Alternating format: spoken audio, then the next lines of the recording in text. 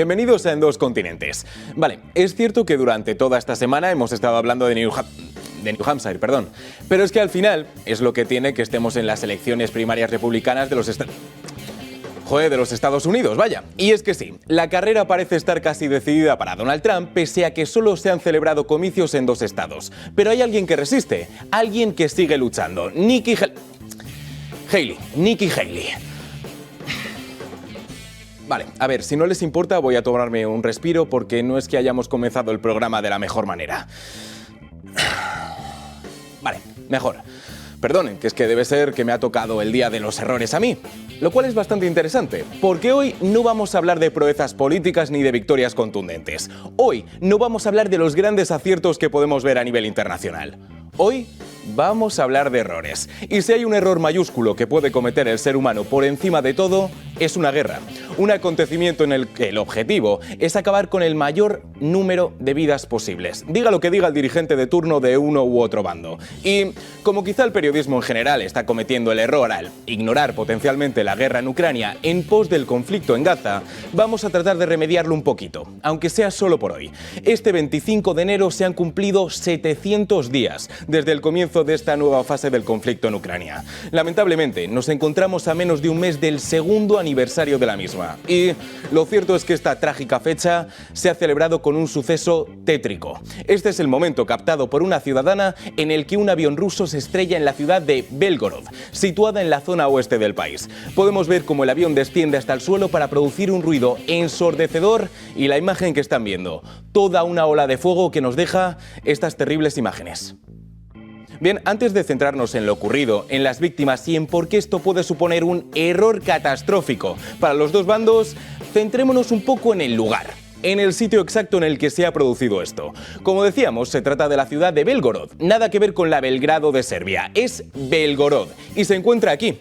Zona oeste de Rusia, sí, pero atención, está alrededor de 40 kilómetros de la frontera que mantiene Rusia con Ucrania, es decir, que es una zona potencialmente caliente en un conflicto que los rusos quieren mantener bien lejos de su país sin un éxito total, aparentemente. Bien, procedamos con los errores. En un primer momento, Ucrania celebró el destino de este avión. ¿Por qué? Pues porque se trataba de un avión militar, de un componente que, aunque suponga un granito de arena, es un granito de arena menos del que preocuparse en la guerra. No voy a centrarme en si es un error o no celebrar la pérdida de vidas por cuestiones morales o éticas, pero sí quiero centrarme en el error de la celebración a grandes rasgos. Estas noticias son buenas para Ucrania, porque un avión enemigo está fuera de combate y quizá, en el mejor de los casos, también lo están las vidas de algunos soldados que pretendieran luchar en Ucrania. Esta frase, o algo así, debe representar el primer pensamiento del gobierno ucraniano tras conocer las noticias, que seguramente estuvieron acompañadas de risas y júbilo desde este lado de la batalla. Sin embargo, las risas estaban a punto de borrarse de las caras del ejército ucraniano, cuando Igor Konashenkov, o lo que es lo mismo, el jefe de Departamento de Información del Ministerio de Defensa ruso, dijo esto sobre el hecho que acababa de acontecer en Belgorod. Hoy, a las 11:15, el régimen de Kiev ha realizado un acto terrorista en el que un avión de transporte militar ruso ha sido derribado. A bordo del avión había 6 miembros de la tripulación, 65 militares ucranianos para un intercambio y 3 militares rusos que les acompañaban. La tripulación y todos los pasajeros murieron. El liderazgo ucraniano conocía muy bien este viaje, según las prácticas establecidas. Y aún así, el régimen nazi de Kiev ha dado el paso con el objetivo de culpar a Rusia de la eliminación de los soldados ucranianos.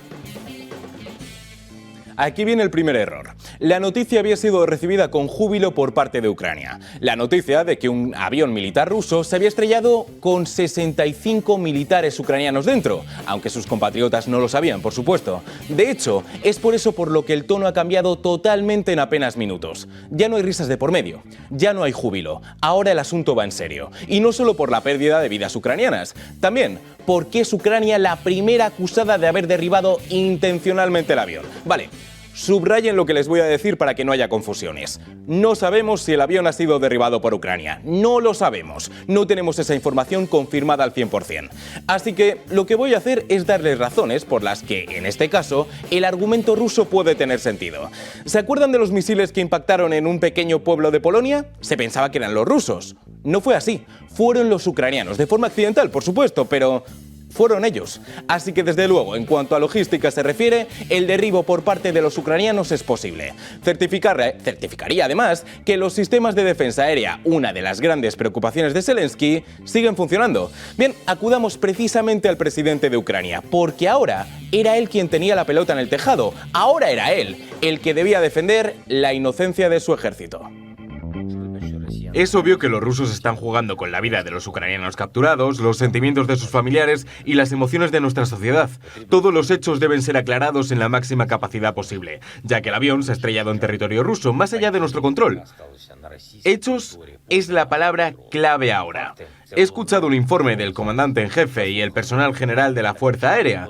El Departamento de Inteligencia está clarificando el destino de todos los cautivos y el Servicio de Seguridad de Ucrania está investigando las circunstancias. Vale, vayamos paso a paso. Primero de todo, Zelensky no ha desmentido que Ucrania sea la culpable de este derribo. Tampoco es que lo confirme, desde luego. Pero esto es lo primero a lo que se puede aferrar Rusia. ¿Veis? No lo niegan, han sido ellos. Bien, hemos defendido por qué Rusia podría tener razón. Vamos a hacer lo propio con Ucrania. La desinformación es una de las grandes armas de esta guerra, se quiera o no. Y hay una cosa que no sabemos al 100%. Si de verdad había soldados ucranianos en ese avión ruso, al menos a la hora de grabación de este programa. De momento no se han identificado los cuerpos ni hay pruebas irrefutables que demuestren que esto haya sido así. Por tanto, aunque el argumento de Rusia de que Ucrania ha derribado este avión para que les culpen por estos asesinatos es viable, el de Ucrania también. Y es este, que Rusia ha acusado a Ucrania de estos hechos para poner en peligro un apoyo internacional que de por sí ya está en peligro. Que Estados Unidos y Europa vean lo ocurrido y piensen algo como: ojo, que quizá estos no son los buenos. Mejor quedémonos el dinero por aquí. Algo que daría una ventaja importante a Rusia en el campo de batalla. Así que sí, Ucrania también tiene sus argumentos. ¿Quién tiene la razón? Creo que asegurarlo al 100% sería un error. Así que, ya que el programa de hoy está dedicado a esto, procuremos no aumentar la lista. Vale, hemos visitado el conflicto en Ucrania. Viajemos a Gaza. Honestamente, este es un asunto del que hay que hablar con bastante pesar. Un centro de las Naciones Unidas en Gaza ha sido atacada. ¿Por quién? El principal sospechoso es Israel, que niega las acusaciones, mientras Estados Unidos condena el ataque sin importar quién lo haya realizado.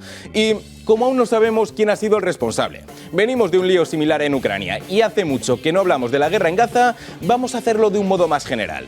Por un lado, en estos últimos días Israel ha encontrado una red de túneles en las que jamás podría haber retenido a los rehenes israelíes o que podrían haber utilizado para sus atentados.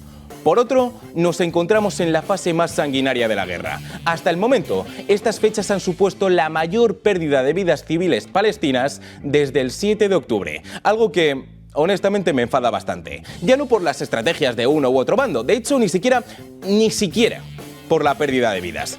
Lo que me cabrea es que esta guerra no parece tener un final cercano. Quizá hemos cometido el error de suponer que la solución de dos estados reconocidos, el de Palestina y el israelí, es la receta para acabar con este conflicto. Pues no.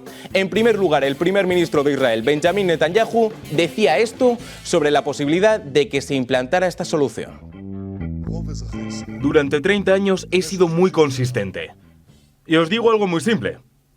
Este conflicto no trata de la ausencia de un Estado palestino, sino la existencia de un Estado, el Estado judío. El Estado de Israel debe tener el control de la seguridad sobre todo el territorio del oeste del río Jordán. Es una condición necesaria. Un primer ministro en Israel debe poder decir que no, incluso a sus mejores amigos. No, Israel no está dispuesto a permitir que se establezcan dos estados tras la guerra, o como mínimo Benjamin Netanyahu. Y aunque esa noticia puede sonar sorprendente, hay algo que lo es más. Esas últimas frases, esas últimas afirmaciones abstractas en las que Netanyahu dice que a veces hay que decir que no incluso al mejor de los amigos. ¿Y quién es dicho mejor de los amigos? Estados Unidos. La posición de la administración Biden con respecto a la resolución del conflicto en Gaza es precisamente el establecimiento de estos dos estados. Y sin embargo, se han encontrado con que el mandatario del país que apoyan militar y económicamente no está de acuerdo. Es un error lo que está cometiendo Netanyahu. Lógicamente, Estados Unidos no ha respondido a esa pregunta. Pero lo que sí ha hecho, en palabras de Matthew Miller, portavoz del Departamento de Defensa, es reiterar la posición de su país. Creemos que este conflicto, como todos, acabará en algún momento y se necesita un camino político para establecer un Estado palestino. Es la única forma de ayudar a los palestinos y también de garantizar la seguridad al pueblo israelí. Pues Israel no está muy de acuerdo con que esa sea la mejor forma de garantizar su propia seguridad. Sí, a pesar de las advertencias de Estados Unidos y demás países, Netanyahu se niega a aceptar la solución de los dos estados como forma de acabar con la guerra. Y aquí llega la sorpresa. No es el único. Alguien más coincide con él, aunque por motivos totalmente distintos. El enemigo. Uno de los líderes de Hamás, Khalid Mashal, tampoco quiere dos estados, porque según él, solo hay espacio para uno. El de Palestina. La gente habla de dos estados. Y eso es lo que han estado diciendo ahora desde que la guerra comenzara el 7 de octubre. Y que abrió la vía hacia una nueva visión diplomática. Al decir esto, están regresando a su vieja propaganda, la solución de dos estados, y me gustaría decir un par de cosas. Lo primero, no apoyamos esta solución en absoluto, son unos términos inaceptables, porque significa que recibes una especie de estado prometido, mientras que se te obliga a reconocer a otro estado, el estado sionista. Reconocer su legitimidad, algo que es inaceptable. Pedimos la liberación, acabar con la ocupación y nuestra independencia en nuestro país. Israel es mi enemigo, así que me da igual. Pues ala, Israel es mi enemigo, así que me da igual, mandadnos donde queráis. Y sería gracioso, si no fuera porque el conflicto persiste y la gente sigue muriendo. Sí, es trágico que la única cosa que coinciden Israel y Hamás es que la solución de los dos estados no tiene nada de solución. Perdón, error mío.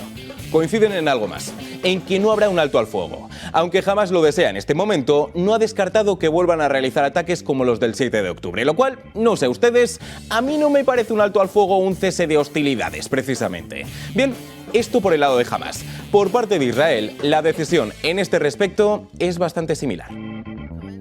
Con respecto a las informaciones de un alto al fuego, Israel no va a renunciar a la destrucción de Hamás, el regreso de todos los rehenes y que no haya amenazas de seguridad de Gaza hacia Israel. No habrá un alto al fuego. En el pasado hubo pausas por propósitos humanitarios. Hamás rompió ese acuerdo. Es todo lo que tengo que decir. Gracias. Bien, seguiremos todos los avances de un conflicto que esperamos que acabe lo antes posible, aunque no tiene nada de pinta en estos momentos. Bueno, hemos dicho que el programa de hoy trata de errores, pues creo que está bastante claro que no podemos permitir que en el día de hoy no hablemos de alguien bastante dado a cometerlos. Sí, de Biden. Y ojo, no me refiero a Jill Biden, pese a que la imagen que nos hayamos encontrado de la primera dama de los Estados Unidos sea esta, a Jill compareciendo detrás de un estrado en el que pone dos palabras, Hunter High, que es el nombre de un instituto, y también, en español, una expresión que significa Hunter está drogado. Y claro, teniendo en cuenta los problemas que ha tenido Hunter Biden, el hijo del presidente de los Estados Unidos, con las drogas, ¿de verdad era tan difícil poner Hunter High School? ¿De verdad?